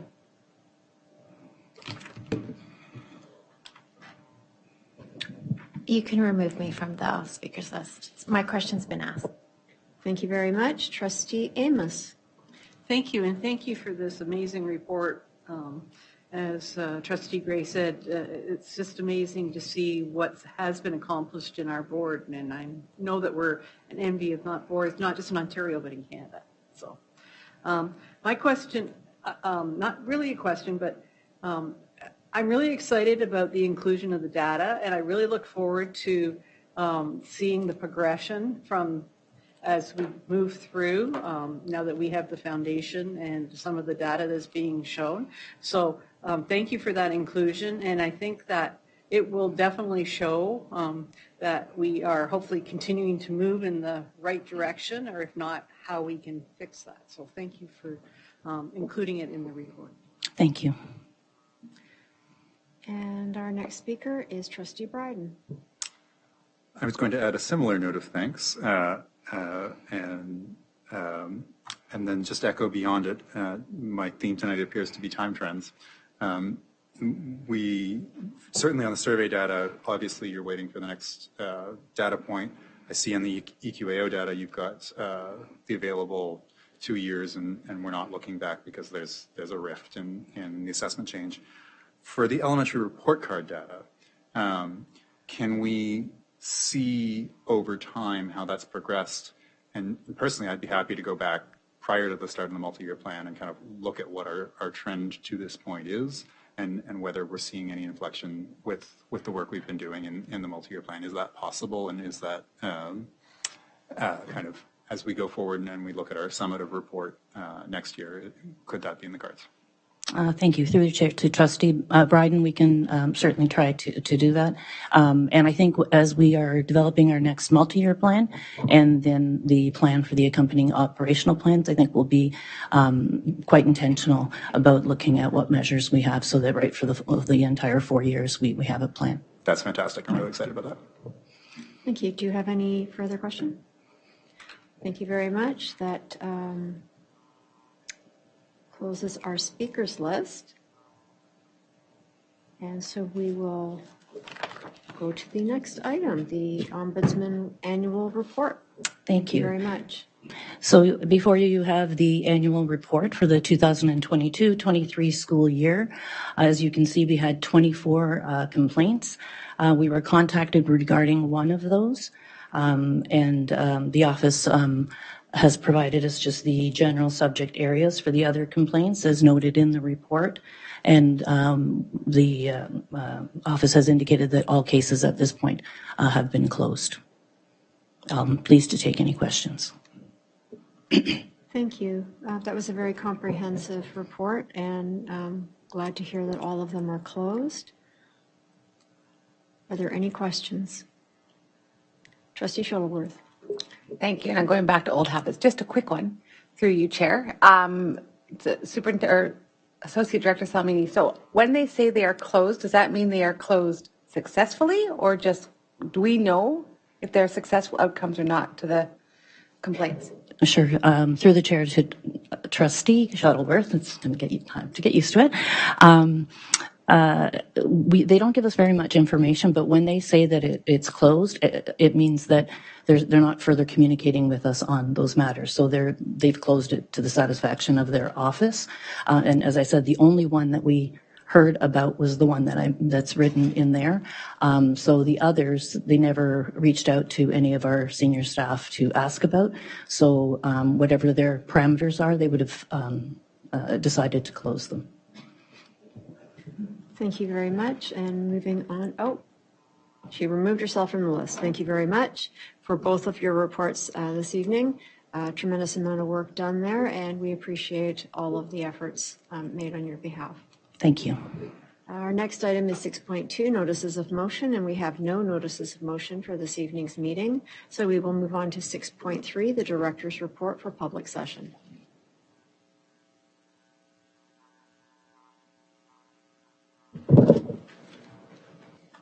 Thank you very much, Chair Collard. For the Director's Report this evening, we have a number of highlights for you. But before I get to the highlights, I would just like to take the opportunity to say that it's with a heavy heart that we announce the passing of Samuel Anthony Lamanto, known as Sam, on November the 6th, surrounded by his family at home. Sam loved his work and he liked to keep him busy. He worked in facility services for us for 38 years, and he made lifelong friendships here with us. His passion for woodworking was appreciated by many. He loved classic cars, cycling, tinkering in the garage, and the family dogs. And so we, to Sam's family, we say our heartiest condolences, and he will surely be missed. And so if you would join me in taking just a moment of silence for Sam.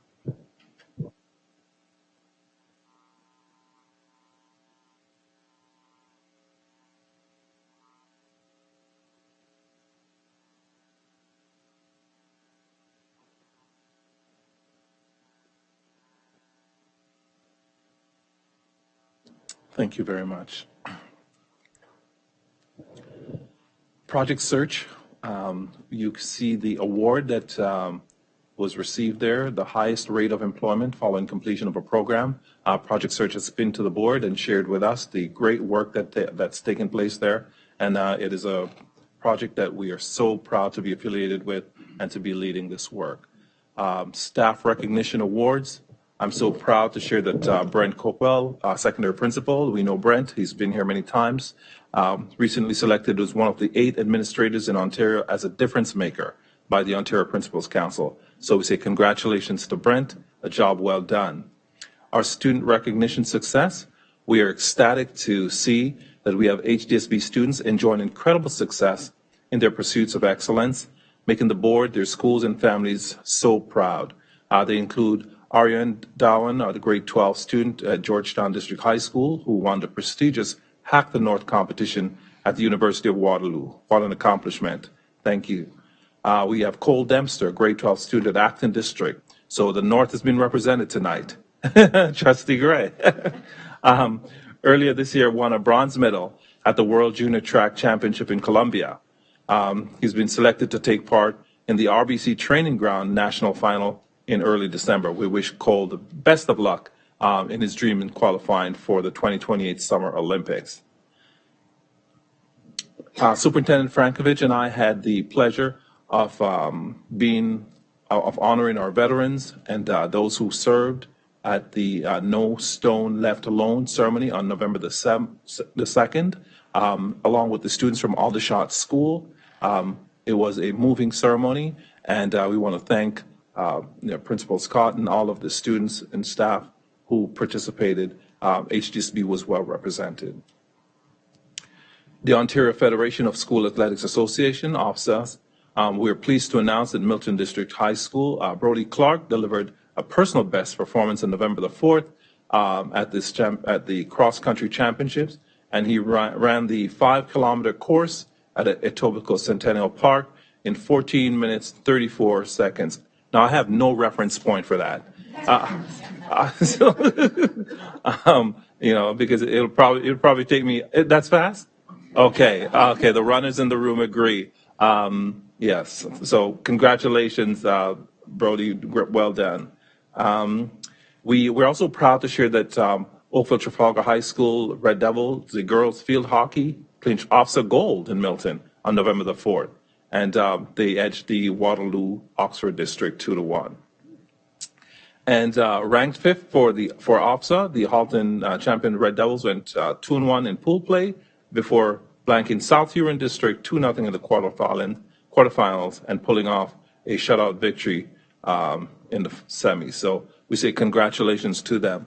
And I would also like to give congratulations to the hardworking volunteer and members of the OFSA Field Hockey Convening Committee of Andrew Brennan, Krista McGraw from Craig Hillberger, and athletic directors Krista Karen from Hayden and Tim Middleborough from Craig Hillberger, along with all the other volunteers that offered their time to host this highly successful provincial championship. So congratulations to all. I'd just like to take this moment to say congratulations to Chair Collard. Thank you so much. I look forward to working with you this term and wish you nothing but a highly successful chairship. I know that we will work well together, collaboratively together, and so I say thank you. To Vice Chair Oliver, we look forward to working with you as well, and I say congratulations to you. and looking forward to our term together. Before I finish, Chair Collins, I know my report is finished, but I have a couple of things to say. I want to say thanks to Dr. Margaret Shuttleworth for her tenure as chair of the Halton District School Board, working with me in a very collaborative manner. Trustee Shuttleworth and I had many good times together, walking around admin sites, welcoming staff, people we'd never see, people we never, we don't have any reason to interact with. But it was Chair Shuttleworth was behind the idea that we should really go and meet the people that no one ever sees. And so that was something that we did. So I'm very thankful to her. We interacted and visited with families. As you know, this is a people business. We serve students and families. And with all the great successes that we have and that I talk about on a biweekly basis, there are also tough times that we, have because we lose students, people pass away. And Chair Shuttleworth and I, behind the scenes, visit families and provide comfort in their time of grief. And these are very difficult times. And we had, we have lots of fun times as well, including up to last week when I went to a football game with Chair Shuttleworth, who's been trying to get me out to Friday Night Lights. And celebrating, of course, championship with her Nelson Lords. I don't know that as chair she should be taking sides, but she clearly was. At least I tried to go between Georgetown and Nelson, like back and forth. And you were the lineman. Back and forth. And you may know, trustees, or you may not know, that near the end of the game, one of the linesmen had to go, and so the ref or someone asked for someone from the crowd to volunteer. And Chair Shuttleworth said, Director Ennis is here, and he's available. And so I was on the field for the final minutes as a linesman. Yes, there's pictures to prove. So thank you for those experiences, Chair Shuttleworth. We led the board, or you led the board, really as through some of the most difficult times we've experienced. And for that, I just want to say thank you, because I know it was not easy, and many may not appreciate that it meant personal sacrifice and a lot of unwanted attention. So thank you for that. Trustee Shuttleworth's commitment and care for students, staff, and community of the HDSB was always evident in all our interactions. She has a servant's heart, and she's a kind and caring person. As Brené Brown says, what we know matters, but who we are matters more. And Trustee Shuttleworth and I debated and sometimes disagreed on the how and the what and the why, but I never questioned the who. So thank you for who you are and for everything. So thanks, Margot, for our Chair Shuttleworth, our past Chair Shuttleworth. Just Margot now. For your commitment and dedication to leading as chair, and I know you'll continue to serve the HDSB well in your role as trustee. And to Trustee Rocha, I didn't prepare anything for you. But thank you for everything that you have done to lead the board over the last year and some. We thank you for everything, your commitment to always making this board more effective and more efficient is something that I truly appreciate, and I hope that you will not stop in trying to make us a better board, more effective and more efficient as we serve. So thank you so much. Thank you to both of you. And that concludes my report. And I see no one on the speakers list, so that you must have answered all your questions all their questions in your report. We move on to 6.4, communications from the chair, and there are no communications from the chair for this evening's meeting. The next item is 6.5, committee reports, and we will move into 6.5.1, board self-assessment standing committee annual report. Trustee Amos, would you like to speak to your report? Thank you. And this report is on behalf of the committee, which was comprised of Trustee Daniele, Trustee Oliver, Trustee Shuttleworth, and myself. And basically, it was just a summation of the year in review and the fact that we had established our, I wanted to say rules of the road, but we called them something different. I can't remember what they were right now. And the fact that we will have something for everybody's workplace in the very near future. And thank you so much for all of you for doing the self-assessment. We will have, it'll be shared with the committee and be ready for some discussion in the future. Thank you. Thank you very much. Are there any questions for Trustee Amos? Thank you very much for your report. The next item on our agenda is do we have any other committee reports before I move on? Seeing none, we will move up to 6.6, the OPSPA update. Trustees Daniele and Gray, do you have anything to report? Go ahead. Yes, thank you. Trustees would have received the McIntyre report last week that gives a summary of all the things happening in the legislation and what have you. You would notice, though, in the small print, reminders to everyone that the OPSPA PES program is available and registration is to have opened this week. So I would highly recommend that everyone consider attending the Public Education Symposium booked for January 25 and January 26. Also, a reminder that next week, Wednesday, there is the Good Governance Workshop at the noon hour, and you can register through OPSPA for that event. Thank you. Over to Trustee Daniele. Thank you. My personal thanks to those who were able to come to the regional meeting. It meant a lot for me to see you there. But I would remind the rest of the trustees that the next Central West Regional meeting will be an online meeting, I believe, on January 13th. Instead of having it attached to PES, let's hope that we get even more of a turnout with an online forum. And just a little hack for trustees that are looking at going to the OPSPA PES or the OPSPA AGM. If you sneak in through the OPSPA website, the hotel reservations are already available. So you might want to look at those because they do sometimes tend to sell out quick. So that's just a little insider hack for you. Thank you very much. And seeing no questions regarding the PES update or the OPSPA update, I will now go on to item 6.7, trustee questions and comments for public session.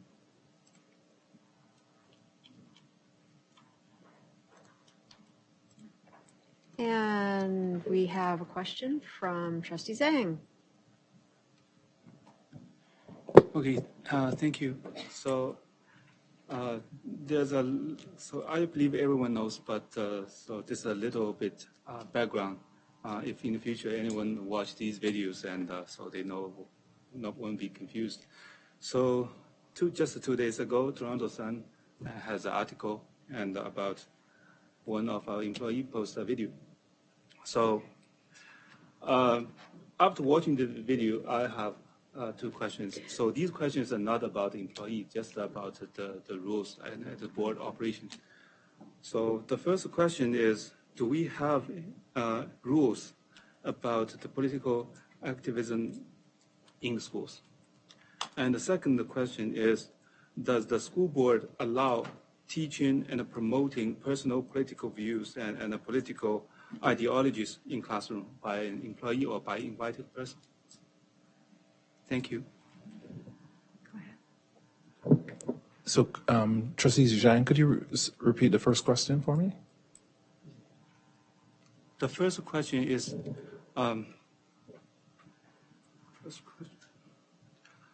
do we have rules about the political activisms in schools? So if anyone wants to do something and promoting something,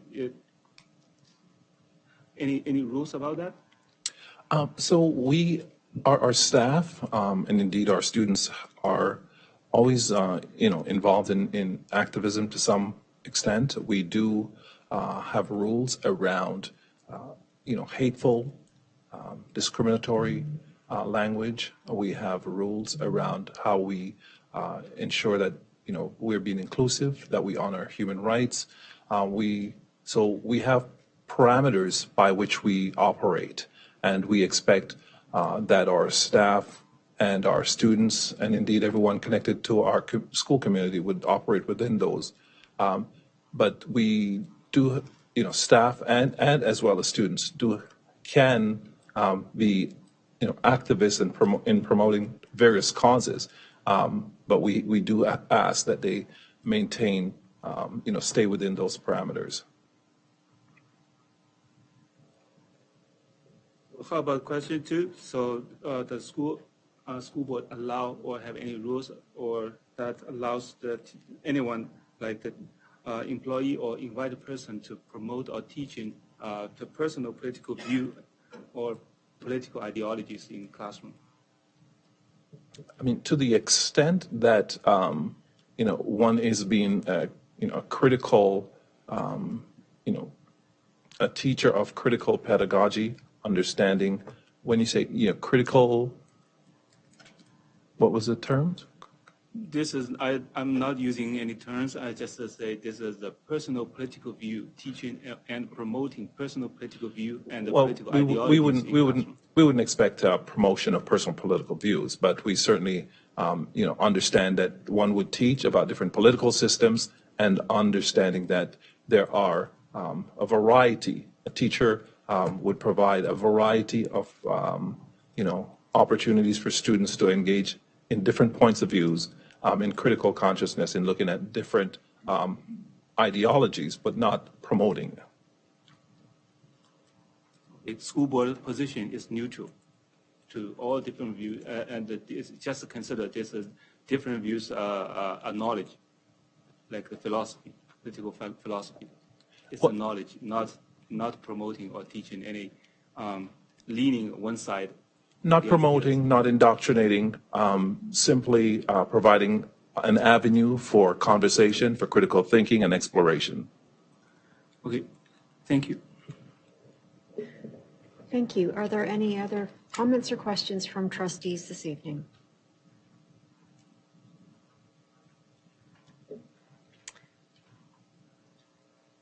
Seeing none, we have exhausted our agenda, and I declare